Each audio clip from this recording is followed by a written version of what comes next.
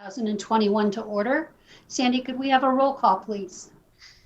Councilmember Shippers. Here in Cadillac. Allenboss. Here in Cadillac. Ingalls.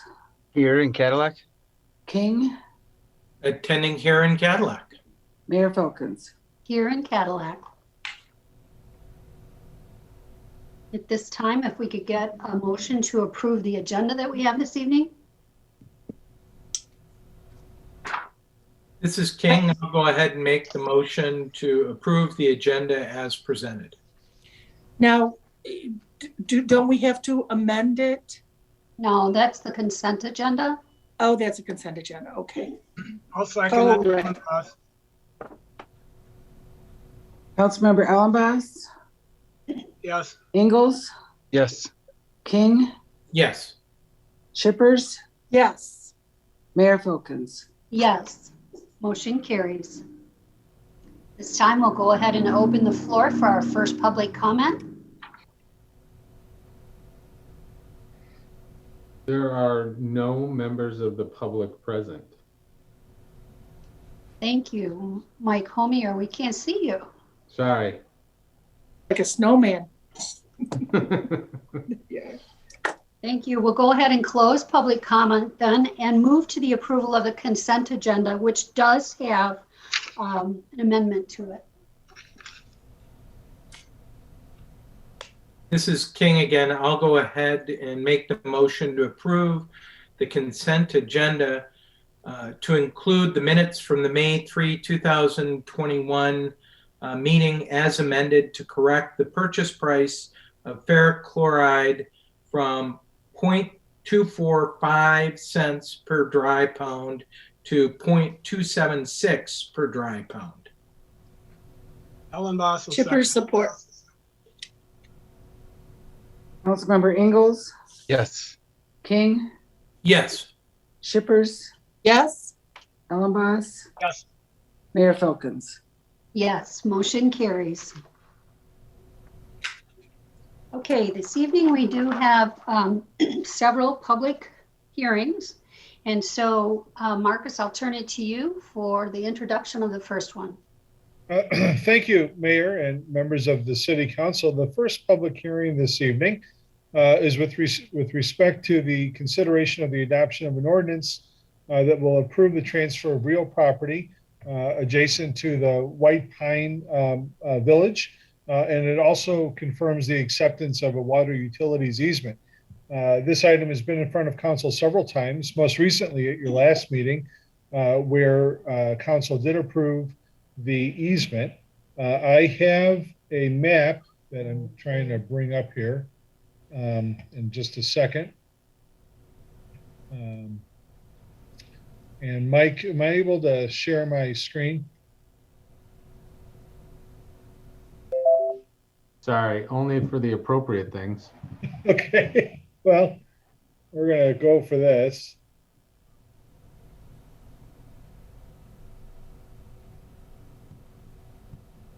Can you guys see it? Yep. Okay, great. Thank you. So I just wanted to show the image to refresh City Council where the property transfer is. Again, this all has to do with the build out of the 44 road new well field property. And this is the area in which the land transfer is being contemplated this evening. If there's any more specific or detailed questions, I can certainly try to address them, as can our utilities director. But I just wanted to reorient you to the location that we were talking about.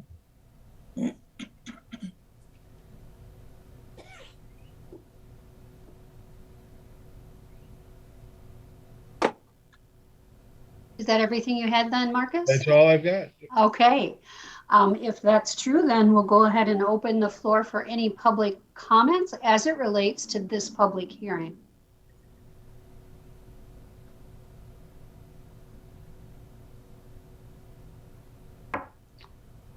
Not seeing anyone. We'll close public comment and move to entertain a motion, or if there are any other questions that the council would like to ask. This is Councilmember Shippers. If there are any questions, I'll make a motion to approve the resolution to adopt ordinance to approve transfer of real property, White Pine area, to confirm acceptance of a water utilities easement and to confirm. This is King. I'll support.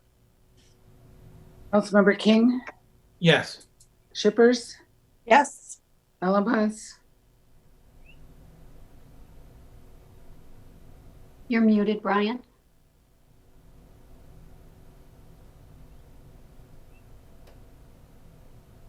Allenboss,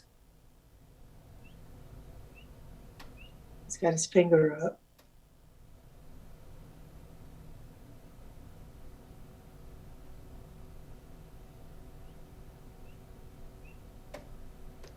There I you vote go. yes. Ingalls, Yes.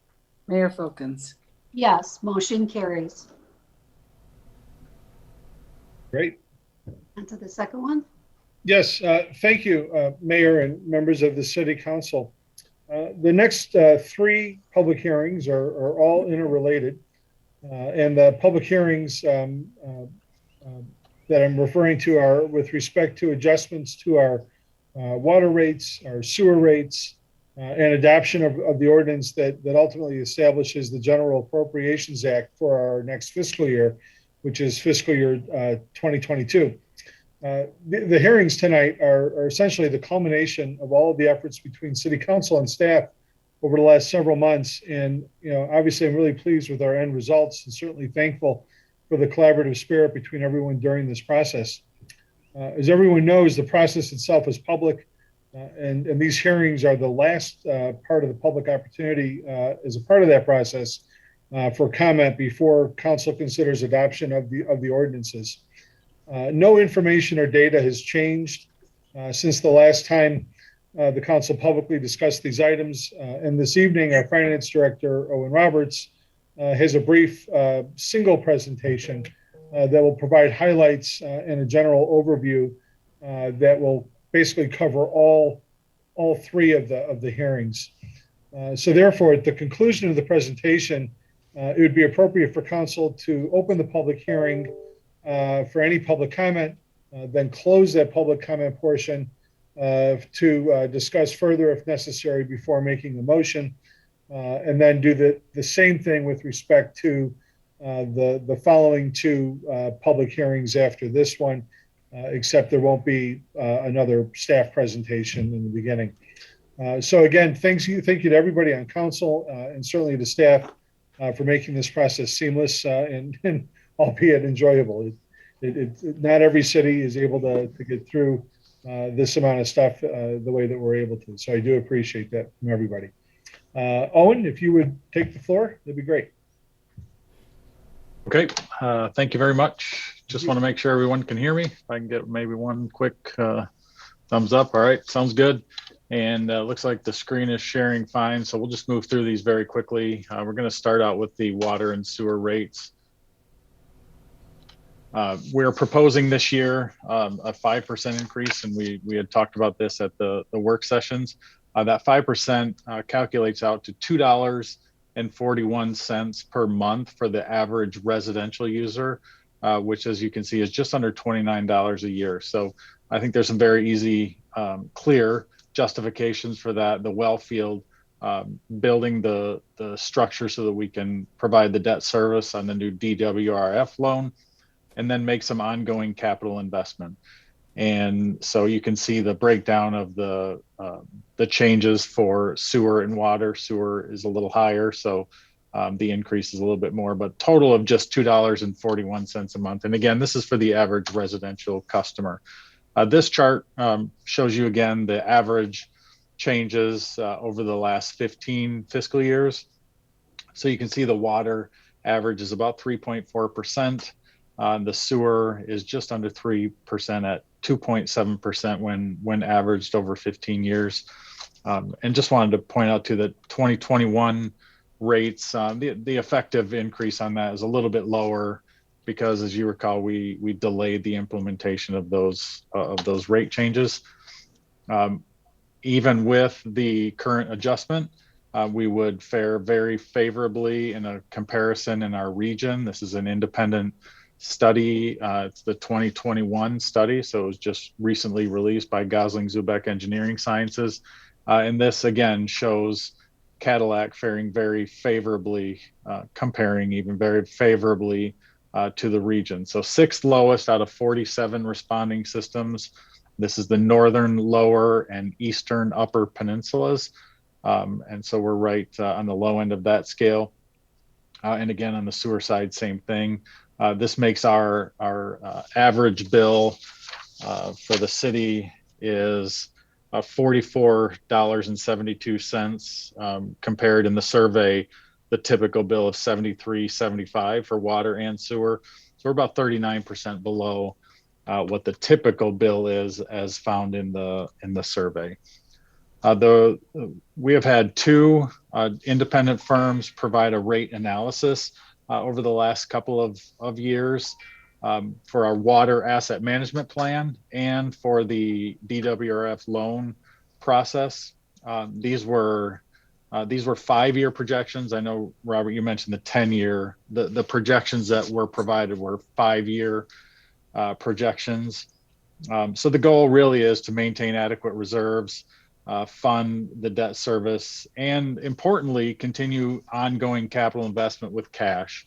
And just as a note for the benefit of council, the city has invested over $6 million in the last decade in cash back into the system. So this would be in the form of infrastructure and equipment, some building upgrades, pump station upgrades, things like that. But over $6 million in the last 10 years. And that's a necessary investment for a system like ours. And just wanted to show that we have been, I think, diligent in making those reinvestments back into the system. And again, that's cash since about 2010. As far as the budget goes overall, and again, this will be for the third item to adopt the budget, but we have had several public meetings beginning back in March. The goals and capital work session. The budget work session was held on April 5th. The charter required public hearing on April 19th. We introduced this back on May 3rd. And then tonight is kind of the culmination of the budget process when we have the public hearing to actually adopt the budget via General Appropriations Act. Ever since the 1st of April, the budget has been available for public review of a hard copy, and it has been posted on our website, available to look at. We did provide contact information during the last public hearing, and really have received no additional input on the budget since then. Just a highlight of the charter requirements that we are fulfilling. The final one of those to adopt a budget tonight that says not before the 10th day of May nor later than the last day in May each year, council shall by ordinance adopt a budget. So that's the process we're in tonight. Just a quick 1-slide overall summary of the budget. About $20.3 million in revenue and about $23.1 million in spending. That revenue is less than the spending, but that is almost exclusively due to the spending down of bond proceeds that we received in the current fiscal year, but we'll spend out over the next couple of fiscal years. This budget does a good job of protecting important reserves, most importantly, the general fund. It invests $2.5 million in infrastructure. This will include some preliminary and even some temporary work on North Boulevard over by Kenwood Park. I know that was an area of concern that we wanted to point out that we are planning to begin to address and partially address in this budget. Invest in some important recreation projects and the employees and the people that we have here. Our total count was down by 1, as we talked about in the work session in the utilities department, just as in an attempt to do everything we could to partner with council in keeping costs of the system down as low as possible. That's the information that I wanted to present officially tonight. And at this point, happy to once the public hearing is done, entertain any questions that the council may have. Thank you, Owen. This time we'll open the floor for public comment as it relates to this public hearing.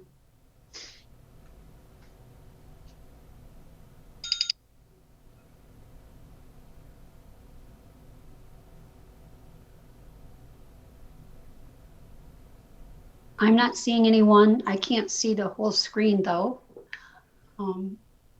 I don't see anybody either, and Okay. I think we have two members of the public present, but I don't see anything from either one. Okay, thank you. We'll go ahead and close public comment and move to any discussion the council may have. Or if someone would like to entertain a motion.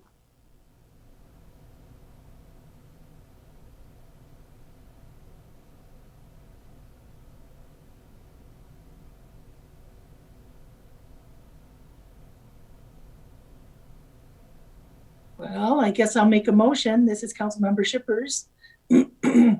I'll make a motion to approve the resolution to adopt ordinance to amend sections 42-201 and 42-202 parentheses 3 of chapter 42 of the Cadillac City Code to adjust water rates in the city of Cadillac as presented. This is Ingalls. I'll support. Councilmember Shippers, Yes? Ellenboss, No. Ingalls, Yes. King, Yes. Mayor Folkins. Yes, motion carries. And with that, we'll move right into the second one, Marcus. Yes, thank you, and I'm glad I have myself muted. Actually, the third one. Nope. Well, yes, the third public hearing, and the second Yeah. one regarding this issue. Yes. And so it'd be appropriate for council at this point in time to open up the floor to the public regarding the rates adjustment for the sewer rates. Okay, thank you. Thank you. And we'll go ahead and open for public comment as it relates to the sewer rates.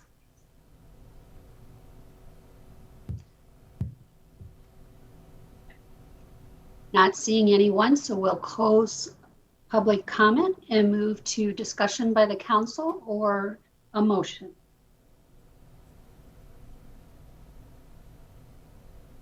I will go ahead and make the motion to approve the resolution to adopt the ordinance to amend section 42-374 of chapter 42 of the Cadillac City Code to adjust the sewer rates in the city of Cadillac as presented. Shippers, I support. Councilmember Ellenboss, No. Ingalls, Yes. King, Yes. Shippers, Yes? Mayor Folkins. Yes, motion carries.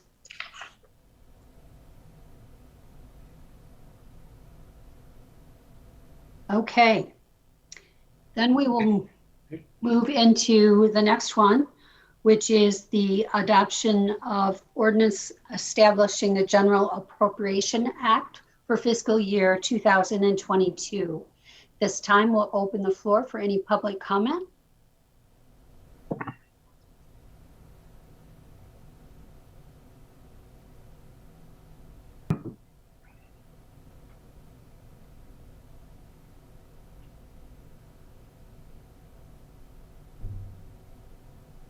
Not hearing or seeing anyone, we'll close public comment and move to discussion amongst the council or entertain a motion. Councilmember Shippers, I'll make a motion to approve the resolution to adopt ordinance establishing General Appropriations Act for fiscal year 2022. This is And Ingalls. also- I'll support. Councilmember Ingalls, Yes. King, Yes. Shippers, Yes. Ellenboss, No. Mayor Folkins. Yes, motion carries. And that concludes all of our public hearings for this evening. So that takes us to some appointments and reappointments that we have this evening.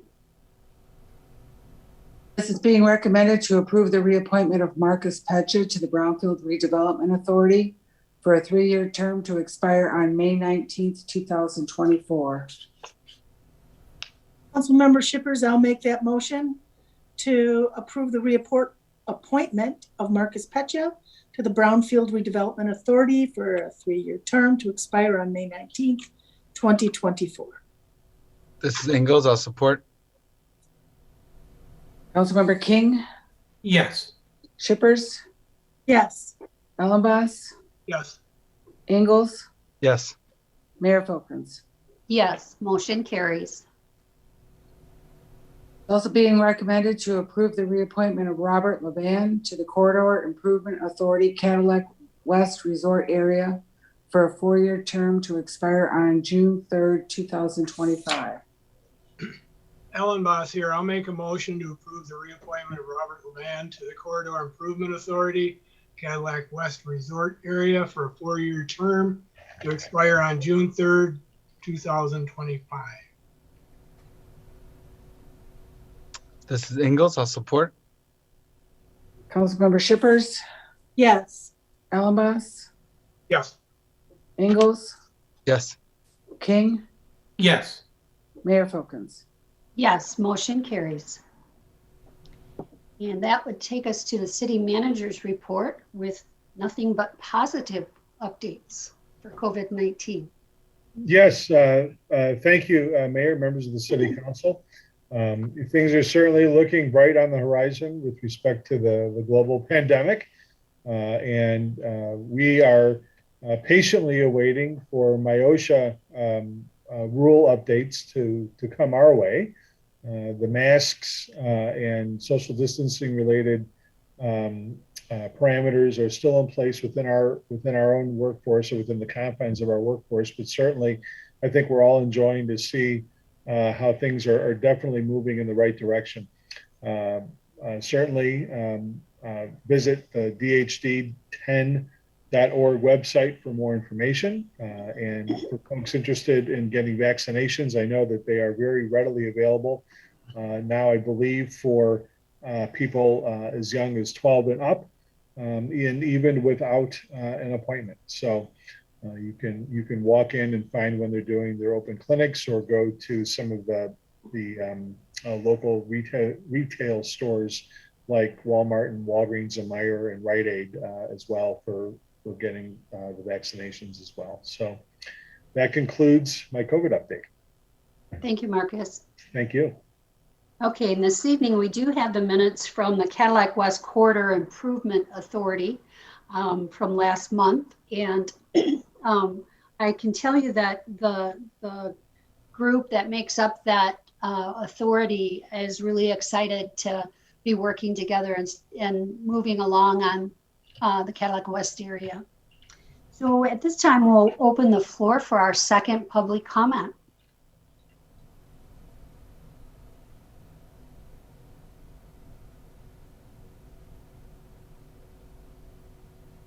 Not seeing or hearing anyone, we'll close public comment and move to the good of the order should anyone have anything this evening. Just wanted to say thank you, Mayor and Council, to all the staff and everyone involved in the parks cleanup, and also to the Household Hazardous Waste Collection Day. I believe they had a banner day there. And so it's great to see the community coming out in droves to support those activities. I'd like to make, Okay. Hey, thanks, Brian. This is Councilmember Shippers, and I'd like to report that the Mayor's Youth Council met virtually the other day, and it was great to see everybody, even though they were in a little box. And we are going to have another meeting to plan for what kinds of activities we're going to participate in throughout the summer and moving forward. And that meeting is going to be at 4 p.m. on June 9th. I'd just like to make a quick comment. I had a little incident on my bicycle. I got in an argument with the Wright Street Railroad tracks and lost. And what a great group of people we have in this town. The first person to drive by as I'm laying on the railroad track stopped, called the ambulance. Ambulance came. Can't say enough good things about the quality of service by our ambulance people. And off to Mercy we went for even more excellent service. So everything in a horrible situation, I guess, turned out as well as it could. But yeah, very impressed with everybody. And the guy even took my bike home. So thank you to everybody involved. I appreciate it.